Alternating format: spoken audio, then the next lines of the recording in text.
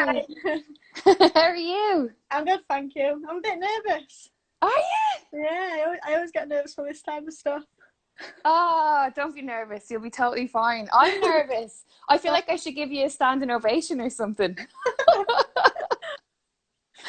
How are you doing? I'm alright, to be fair. Start of another week. Yeah. Yeah, but it's all good. You're training hard though, aren't you? You're doing all, I see like all the stuff you're doing with Steffi and you're doing stuff yourself and Yeah. So I've got the setup in the garage, and then obviously Andrew's been getting me on the hills. yeah. But yeah, I've been trying to stick to a good routine, the 2 sessions a day. But I've been taking weekends off because I don't want to burn myself out yet. We aren't in Yeah. the right date, so just ticking over. Would you have had anything planned like around now, or would you have just been kind of like training away and sort of waiting for the next fight to be announced? So we originally planned, like, me, Steffi, his wife Dawn, my partner Jenna. We were all going to fly out to the US to watch New York to watch Jerry Cinnamon, like straight after the fight, and then we would have come back for the Kate Taylor fight, and then now probably would have been ticking back over in gym. Ready for next big one. So what, like, other than the music side, the Jerry Cinnamon, is there a connection there, or is it just your walk out and you enjoy the music? Like, what is it? Yeah, I think it's just the music. Just that belter song. As soon as I heard it, like, I didn't really have a ring name, so like my nickname growing up was Teabag, but I thought there's no chance of having that on my shorts. So I was just kind of waiting, and then as soon as I heard the song belter, that was the one. Have you met him before? No, I went to watch him live at Leeds, and we were supposed to see him live at Sheffield. I think it's next month in June. No, where are we in now? This is May. Yeah, start Yeah, May. it's supposed to see him in June, but obviously that's been cancelled. So Oh, how exciting! hopefully I get to see him. You will eventually meet him. Like, I wonder, does he know that like a world champion is named after him, Yeah, and also walks out? He is following me on Instagram. Oh, well, then he So, definitely yeah. knows. So That's very cool. Now we just need Liam and Noel Gallagher to sign a tick of approval for Steffi, and all will be well. Oh, no, a big fan into. So listen, how are you feeling since the big night? I watched it back again today, and it was like, do you know what? When you're getting your belt in the ring, I actually said to myself, I'm so proud of her.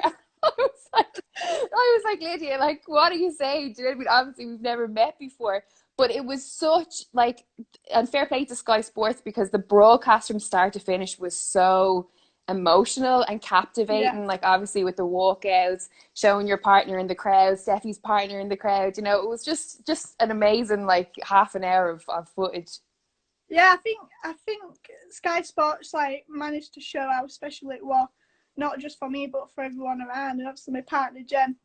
I don't think the fight fans are used to seeing someone like Jenna jumping up and down in audience, but I'm glad they're showing that side. And yeah, it was a very special night. And I was thinking earlier, like, this downtime, it's kind of given me a chance to sit back and realise how special this journey is that I'm on. Because I was just flying at 100 miles an hour, it was go, and I never really had a chance to sit back and let it all sink in, but now I've had my chance to sit back and let it sink in. Like, I mean, and for what you've achieved at 23, like, it's unheard of. You know what I mean? It's like such a massive achievement. Do you get, is it only just in the last couple of weeks now that kind of like we have this time to sit and sort of reflect? Is that the time that you kind of sat back and gone, Jesus, look what I've actually accomplished? Like, are you able to appreciate it when it's happening? Like, I appreciate it, and Andrew's always telling me enjoy every moment because nothing lasts forever, and hopefully I've got a good few years in this game. But like, the big nights will come and go, and like the build up to these big fights, and then once you've had them and you're in the hotel room next day, you're like, wow, did that just happen? And then you're already straight onto the next fight. So yeah, I don't think you appreciate it as much while you're just always on the go. But yeah, it's a very special journey that I'm on, and that obviously only 23 years old. I'm excited to see like what the rest of the years in this game's got to offer me. Do you worry about being kind of put into the spotlight, given the big opportunities, having now a world title? Do you worry about having that so early in your career, or were you just kind of the type of person that was like, throw me in, let me be tested, and then let's see where we go from there? So we originally planned to have a good, like, around 10 fights, because I didn't have many amateur fights. So 10 fights on the small old shows with Steffi, just building that experience up, and kind of like after my 6th fight with Nina Bradley, for the WBC like international title, it kind of just took off from there, and we were just like, right, we've got to roll with it. So for me, I'm just enjoying the roller coaster, and at the minute everything's working out. But yeah, we kind of did get chucked in deep end, and but a minute we're swimming, and I'm enjoying it. So Absolutely. How are you finding like the kind of notoriety? Because one minute you're fighting on regional shows, and the next minute you're on Sky Sports, and Eddie Hearn is touting you as like the future of boxing. Not just women's boxing, but the future of boxing. what did you say at the beginning again? Sorry. How it has been, how you found the sort of the notoriety of people knowing who you are, and going from a small whole show to just massive arenas and being on Sky Sports. I don't think I was ready for my profile to blow up as soon, really. Like, I just got random people messaging, wishing me well, and then as well as that, along come the haters and that other stuff. So I didn't really prepare myself for that, but I love it. I said to Andrew, like, when I was on the small old shows, that I was selling tickets and stuff, but each time I've been on the big show, every night new fight, I'm selling double, sometimes triple the amount of tickets I sold from a previous fight. So my profile's just going up and up and up, and I'm getting a lot of support, like across the UK as well as the rest of the world. I have messages from people in New Zealand and USA, stuff like that. So it's nice. Aside from the boxing, what do you think it is that they see in you, and when someone sees you for the first time and then becomes a fan, what do you think it is? I think I'm just a normal girl, really. I've come from working in a chip shop. I've come from I live in my dad lives in a council house. I'm still here at minute because lockdown's put a hold on our house. So yeah, I'm just a regular girl. I've not really had much growing up, but like, what you see is what you get with me. I never pretend to be someone who I'm not. And I'm humble. I've got time for everyone and anyone. Yeah, I agree with you. You're right. At least you're aware of it. You know why it is. But in terms of, because obviously we deal with, we're in a kind of interesting time the last couple of years in terms of not just boxing, but combat sports, and the role of social media, and, the call outs and the back and forths and how they sell fights. And I mean, just from speaking to you, it just doesn't really come across like that's your character, or that's something that you would be comfortable in it. So what is your kind of role within, how do you deal with when it's time to go and it's fight time, and and the fans are kind of wanting a little bit of back and forth? Where do you kind of sit in all of it? So me, I'm always very respectful. I won't ever go out my way to disrespect anyone or call someone out. But I don't know if you've seen, but there were a bit of beef on Twitter with Michaela. But I know she's been saying stuff, and I've just been letting it go over the top of my head and stuff.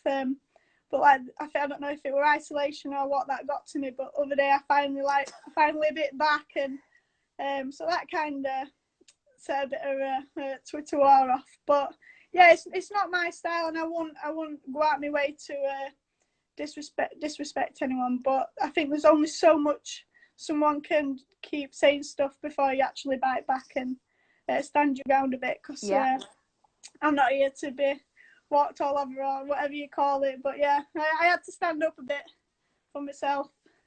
Yeah. Well, you were right to.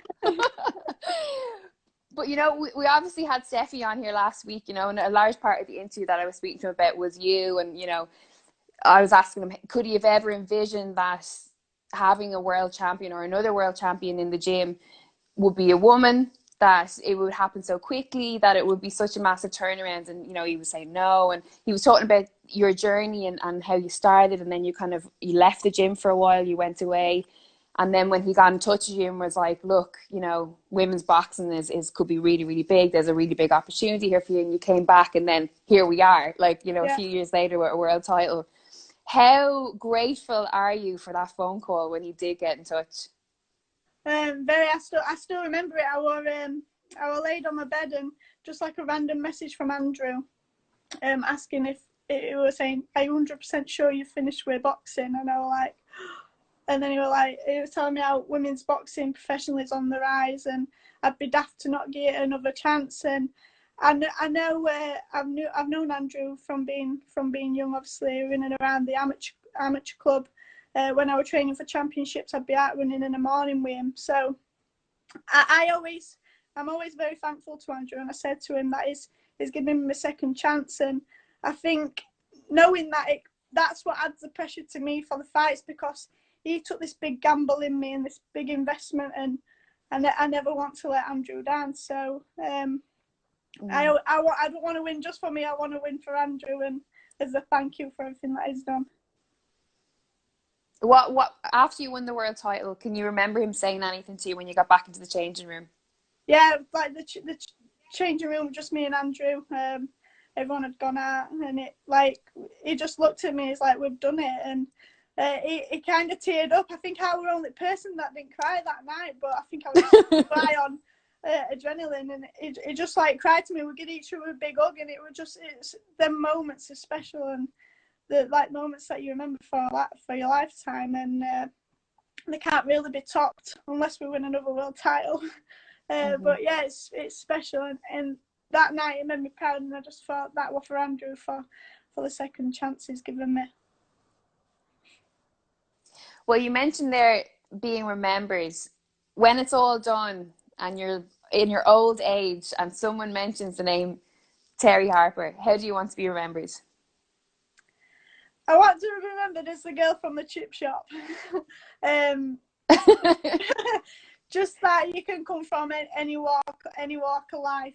If you believe in something so much and you dedicate your life to it, you can, like, the world's your oyster. There's nothing you can't do. So I think that's what I'd like to make sure I spread that message to the younger generation as well. Whatever you set your out on, you can do it, no matter what setbacks you have, or as long as you've got that determination and that motivation. That's all you need. Yeah, well, that's a message all by itself, right? But while I obviously when I announced that you were coming on today, I gave everyone an opportunity to ask questions, and I actually was blown away by the amount of questions that came in. It's the most that we've ever got. You and Mick Conlon, they're the two.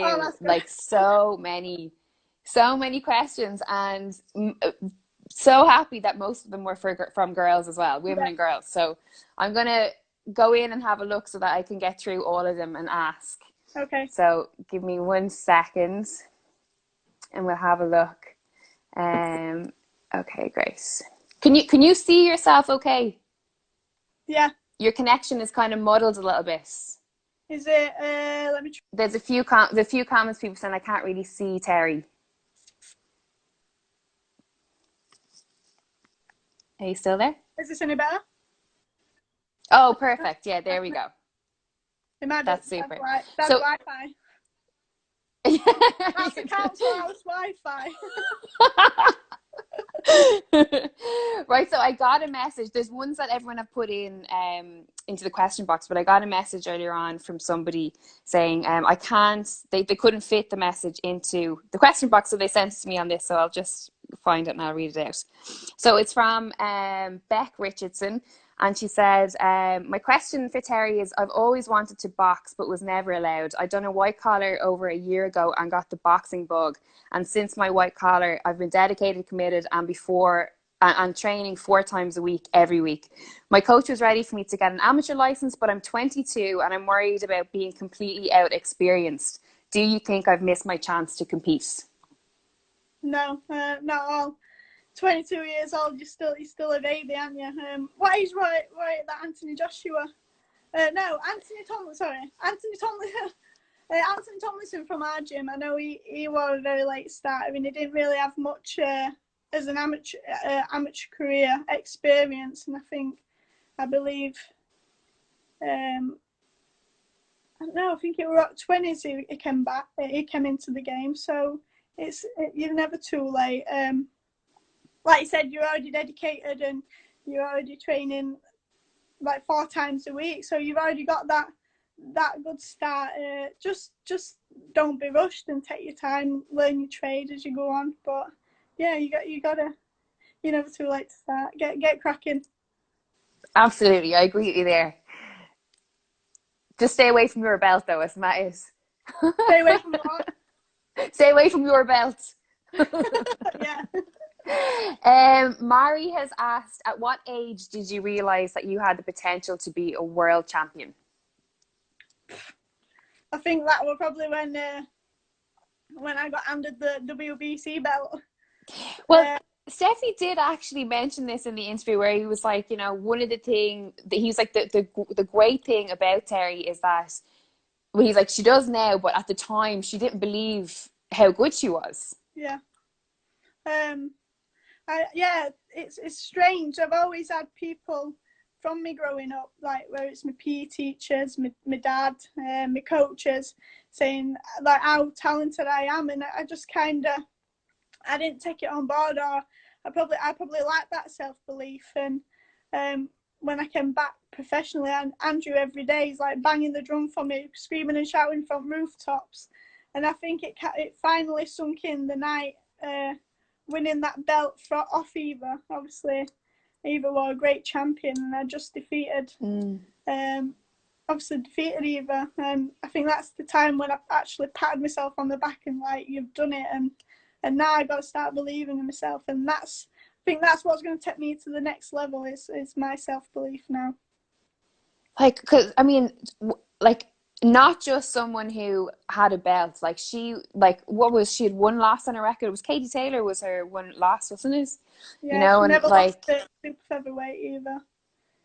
And it's so, if you actually break down that fight and you watch the facial expressions, you watch her walk out, you watch yours, you watch, you in the corner, first round, second round, third round, her in the corner, and then as the rounds go on and the corner videos come into play, you just see the roles reversing, where where she was like the confident champion, and then all of a sudden her face is like fuck, and then you're like even you're talking more as the rounds go on in between in the corner. Do you know what I mean? It's like, it's so good to see. It's very exciting. Let's have a look and see what else is in here. Karen has asked, we get this question every night, if you could quarantine with 5 people, dead or alive, who are you choosing? And you can't choose anyone that you know, so you can't pick family. Ellen DeGeneres. Yes. This is going to be hard. Tracy Chapman. Oh, yeah. Classic.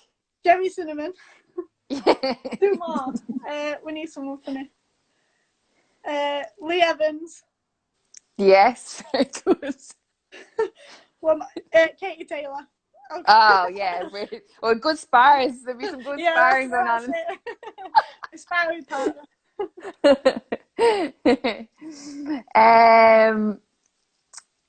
Tracy23 has asked, what was your first tattoo and how many tattoos have you got now? So I'm lucky that my dad's I did hear this. Yeah. So I don't know if Andrew showed you any of his shit tattoos. He showed me the supersonic one. But yeah, my dad just probably tattooed everyone in village. And I always said to Andrew, my dad was practicing on you. But my first tattoo was it's on my ribs, and all it says, all you need is love. And I think I'm probably 17 then when he did it. But then I've got 1, 2, 3, 4, 5, and this is currently like half sleeve, so it needs some work on it. But I said to my dad, while we're all in quarantine together, it could get tattoo gun out and finish it off, but it's not come around to that idea yet. I think he's enjoying his time off. Yeah, absolutely, absolutely. It's not a bad job for your dad to have, is it? No, steady away. Listen, he's done most graft during this quarantine. He's been out in garden, bless him, laying slabs and that. I've been having to mix his concrete because his back's gone, so he's got me labouring. Let's see. Anya says, everyone loves you because you're legit and you focus on helping your fans, doing workouts and responding to fans. You are the best. Oh, Thank that's you. really nice. Really, really nice. Caleb has asked, what's the favourite moment in your lifetime to date? Keep going back to the fight, but it's got to be the Eva fight. It was at Sheffield Arena in front of my home crowd.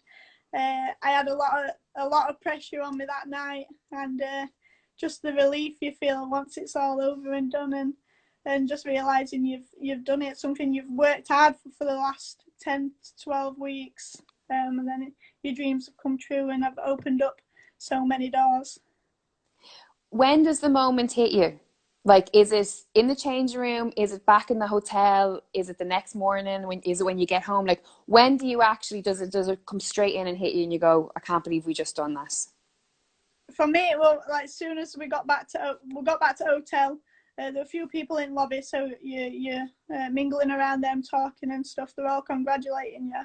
And then you go up to your hotel room and it's just me and Jenna, and I just like laid in bed. And I don't think I went to bed until probably 4 that morning, but because I was just wide awake, buzzing. And I just was thinking, wow, I went to sleep and woke up and I like, well, that a dream, picture myself. And I was like, as if that happened. But for me, when it sinks in, it's definitely the morning after waking up and thinking, wow, that just happened. And then I'm scrolling through my phone, like watching videos back and like, as if that were me last night, as if that like happened, yeah. Definitely the morning after. And how is Jenna in that time? Like, because it's a very strange world to be involved in if you're not involved in it. Does that make sense? Like, so how is she? How does she deal with a kind of fight week and seeing you fight and then afterwards? So at first that she, when I first started with the match room and staying over for the week, Jenna wasn't really around. She'd be working, and then she'll come for the probably the weigh-in and the fight weekend. But recently she's been staying with me for the full fight week. And so I know some boxers like they stay away from the partners and that, but Jenna keeps me saying a bit, and it's nice to have her involved in it all. And but I am hard working that fight week when I'm making weight and stuff. But I remember when I boxed at Sheffield, I think it was when we're weighing Friday. It was the Thursday, so day before weighing, and I'm having to have my dinner, so I'm there with like tiny bit of salad, and she's there on 10-inch pepperoni pizza, and I'm just like, Jenna, what are you doing? Or when you're cutting your water out and you need a drink, and she's there squirting Lucozade Sport in her mouth, and I'm like, Jenna, what are you doing? But like that's the little stuff she doesn't understand. Yeah. But I think she's learning.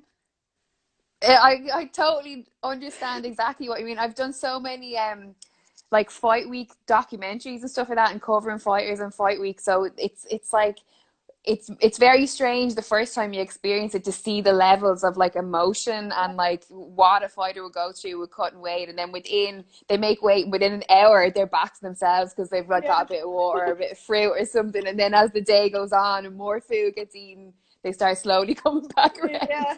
It's very interesting. It's like Christmas Day for me when I wake up for weigh-in. I love weigh-in day. Yeah, I imagine. Right, let's have a look and see if we get one or two more. Charlie Lee has asked, would Terri ever consider going up a weight class, or do you want to stay at the weight you're at now?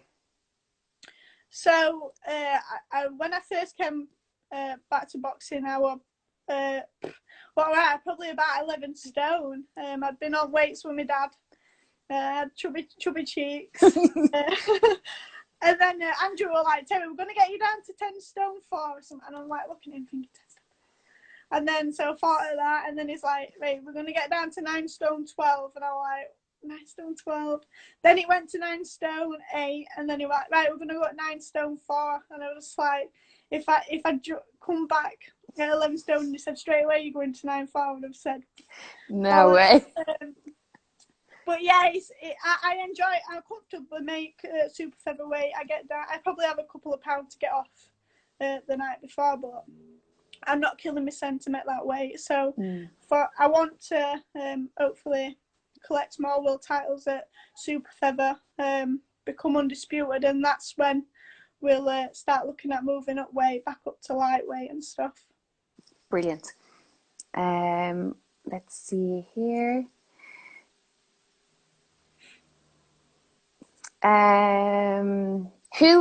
This is from Jessie Taylor. She's asked, who is your favorite professional fighter? So that will be Katie Taylor. Yeah. Just for the fact, I strongly believe if it weren't for Katie, there's no way I'd be in the position that I'm in now.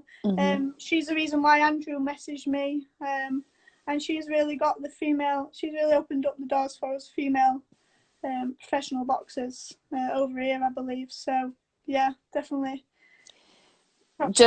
She's like, obviously this country loves her. She's like our own, you know. We were so proud and so passionate about her, but she's still, I mean, I still don't feel like she's gotten the recognition that she really deserves in terms of like what she's gone through her entire career and what she's doing now, you know. Yeah, it's amazing. Right, let's take one or two more. Let's see. There's so many in here. Yitzi Poston has asked, would you fight Chantel Cameron, or are you friends and that not an option? So I won't be calling her out about like that, but obviously Chantel at the minute, she's a good few weights above me. Chantel's a very good boxer, and I don't know if there's a time where I have to fight her. Obviously, it has to happen, but I can't see that happening anytime soon. But yeah, I don't choose who I fight. I just fight who I'm told to, and if a fight ever happens, it'll be a good fight. Absolutely, two great fighters. Right, one more. Loads of people saying you're way better than Michaela. Oh God, don't start another Twitter war. Keep me out of it. Keep me out of it. I'm all about the positivity. Keep me out of it.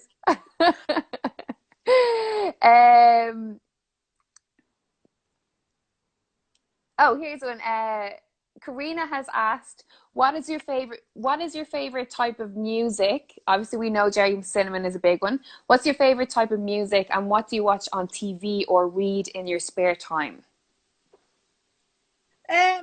So my dad listens to a lot of rock, so I kind of like a bit of that. But yeah, I've got a wide variety of music tastes. I don't know really. I just listen to a lot of songs. Top 40. What else? Oh, what I watch on TV. I watch a lot. A Place in the Sun. Such a good show. I really enjoy that. Yeah. My dad takes piss out of me all the time for it, but I said, Dad, I'm looking for my holiday home that I might be able to one day buy. Oh yeah, 100%. I can get behind that. And I don't really read much, to be fair. I should start reading. I buy books for when I go away, but I don't end up reading them. Just fall asleep while I'm sunbathing. Read the first chapter. That's it. Well, Terri, thank you so much for the time. I really appreciate it. No, thank you for having me on. It was great to chat to you, and hopefully we'll get to sit down someday in the future and do a proper interview. Yeah, definitely. Thank you. Love it. Yeah, brilliant. Thanks so much. See you, Terri. Bye-bye. Bye. You too. Bye-bye.